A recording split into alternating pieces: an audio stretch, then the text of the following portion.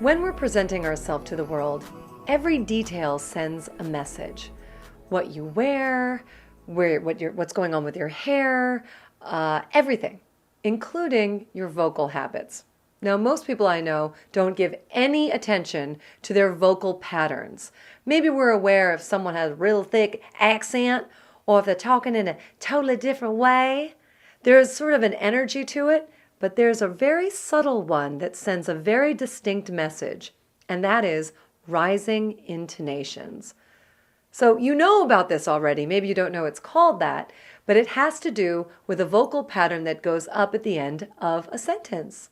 Now, mostly we hear this when we ask a question, like, have you heard of that before?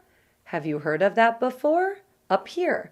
But sometimes people have the same rising intonation when they're just telling a statement. And when you do that, when you're just talking about a statement, it sounds like it's a question, meaning it exudes an uncertainty. When you ask a question, you need to know an answer. You don't have the answer. But when you're speaking in that way, when it's not really a question, it sends the message, I really don't know. I don't know what I'm talking about. And when you do that, especially if you're someone who's in a position of authority, it is working against you.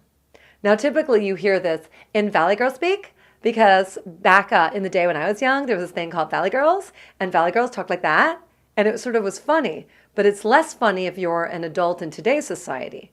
It's sending the wrong message. So what do you do about these rising intonations? Well, first you need to bring your awareness that it happens. Meaning, I want you to start paying attention to this subtle nuance.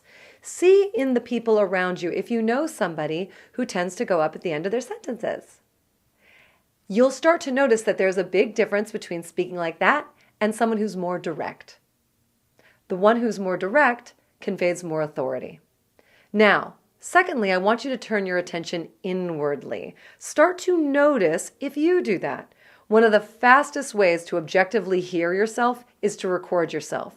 So grab your cell phone or I was going to say a tape recorder, but I don't think most people have tape recorders anymore. But get some device that can actually record your voice and just put it on the table and then forget about it. So you will hear your natural cadence. There might be a difference if you're speaking to your boss or if you're speaking with your friends. If you're speaking with a man, if you're speaking with a woman.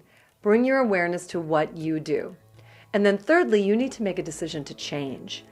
This part of the exercise will feel a little bit awkward because you're going to be hyper aware of what you do. It's a given that it's going to be awkward. So just get over that part and do it. I want you to slow down your habitual vocal pattern and start to deliberately bring the intonation of your end of your sentences down, meaning you can be more direct instead of be more direct, right? Find out for yourself whether or not you are doing this, and if so, shift it. Give yourself 2 weeks. You will be amazed at the transition, at the way that people perceive you as a thought leader.